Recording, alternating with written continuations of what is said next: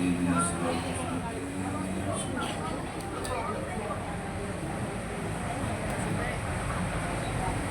Tanbih. Bismillahirrahmanirrahim. Tanbih ini dari Syekhuna almarhum Syekh Abdullah Mubarak bin Nur Muhammad yang bersemayam di Patapan Suryalaya, Kejamaran Rahmannya. Sabda beliau kepada khususnya segenap murid-murid, pria maupun wanita, tua atau muda. Semoga ada dalam kebahagiaan dikaruniai Allah Subhanahu wa taala, kebahagiaan yang kekal dan abadi, dan semoga tak akan timbul keretakan dalam lingkungan kita sekalian. Pun pula semoga pimpinan negara bertambah kemuliaan dan keagungannya, supaya dapat melindungi dan membimbing seluruh rakyat dalam keadaan aman, adil dan makmur, zahir maupun batin. Pun kami tempat orang bertanya tentang Thariqat Qadiriyah Naksabandiyah, menghaturkan dengan tulus ikhlas wasiat kepada segenap murid-murid, berhati-hatilah dalam segala hal, jangan sampai berbuat yang bertentangan dengan peraturan agama maupun negara. Taatilah kedua-duanya tadi sepantasnya.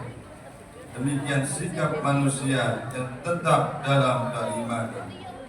Tegasnya dapat mewujudkan kerelaan terhadap kehadiran ilahi yang membuktikan perintah dalam agama maupun negara. Isabillah hai murid-murid sekalian, janganlah terpaut oleh bujukan nafsu, terpengaruh oleh godaan syaitan. Waspadalah akan jalan penyelewengan terhadap perintah agama maupun negara, agar dapat meneliti diri kalau tertarik oleh bisikan iblis yang selalu menyelinap dalam hati sanubari kita semua. Lebih baik buktikanlah kebajikan yang timbul dari kesucian. Pertama, terhadap orang-orang yang lebih tinggi daripada kita, baik zahir maupun batin, harus kita hormati. Begitulah seharusnya hidup rukun, saling harga menghargai. Kedua, terhadap sesama yang sederajat dengan kita dalam segala-galanya, jangan sampai terjadi persengketaan. Sebaiknya harus bersikap rendah hati, bergotong royong dalam melaksanakan perintah agama maupun negara. Jangan sampai terjadi perselisihan dan persengketaan. Jangan sampai kita terkena firman-Nya azabun alim, yang berarti duka nestapa untuk selama-lamanya, dari dunia sampai akhirat, badan payah hati susah. Ketiga, terhadap orang-orang yang keadaannya di bawah kita, janganlah hendak menghinakannya atau berbuat tidak senonoh, bersikap angkuh. Sebaliknya, harus belas kasihan dengan kesadaran, agar mereka merasa senang dan gembira hatinya. Jangan sampai merasa takut dan liar, bagaikan tersayat hatinya.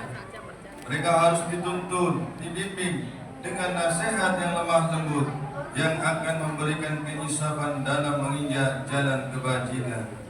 Keempat, terhadap fakir miskin harus saling berkasih sayang, ramah tamah serta bermanis budi, bersikap murah tangan, mencerminkan bahwa hati kita sadar. Coba rasakan diri kita pribadi, betapa pedihnya jika dalam keadaan kekurangan. Oleh karena itu, janganlah acuh tak acuh, hanya memikirkan diri sendiri yang senang. Mereka jadi fakir miskin bukan kehendak mereka, tetapi kodrat Allah Subhanahu wa taala. Demikianlah sesungguhnya sikap manusia yang penuh kesadaran, meskipun terhadap orang asing, karena mereka itu masih keturunan Nabi Adam alaihissalam.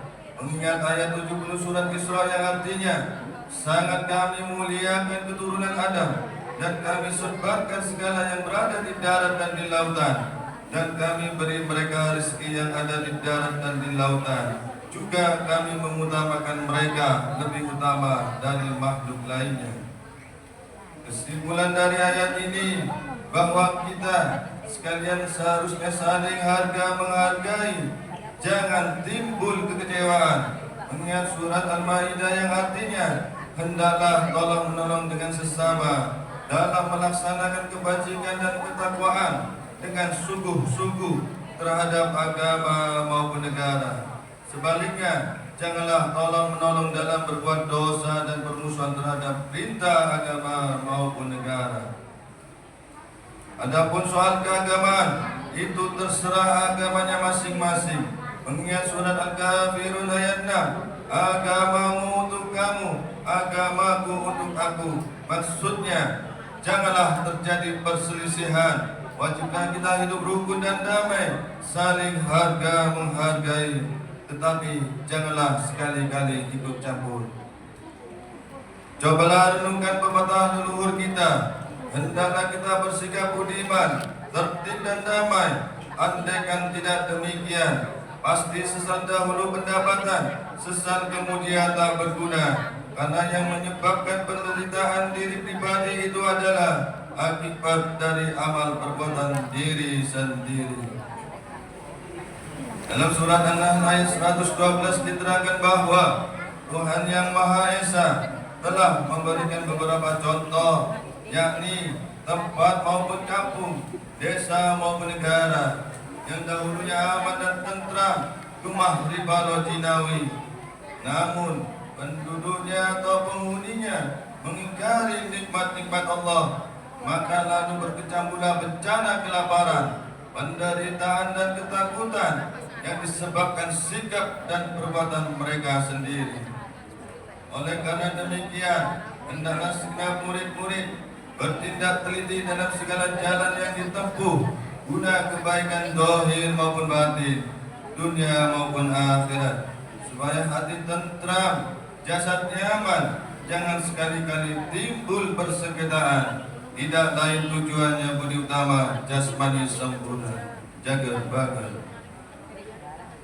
Tiada lain amalan kita tawarikot qadriyan sabatia, amalkan sebaik-baiknya guna mencapai segala kebajikan, menjauhi segala kejahatan zahir maupun batin yang bertalian dengan jasmani maupun rohani, yang selalu diselimuti bujukan nafsu, digoda oleh berdaya syaitan. Wasiat ini harus dilaksanakan dengan seksama oleh segenap murid-murid agar mencapai keselamatan dunia dan akhirat. Amin. Patapan Suryalaya, 13 Februari 1956. Wasiat ini disampaikan kepada sekalian ikhwan, tertanda Syekh Muhammad Shalih bin Wafadatul Arifin. Untaian mutiara, jangan benci kepada ulama yang sejaman, jangan menyalahkan kepada pengajaran orang lain, jangan memeriksa murid orang lain, jangan berhenti bekerja meskipun disakiti orang, harus menyayangi orang yang membenci kepadamu. Ila Syekh Shalih bin Wafadatul Arifin. Al-Fatihah. Ya Rabbal Assalamualaikum warahmatullahi wabarakatuh.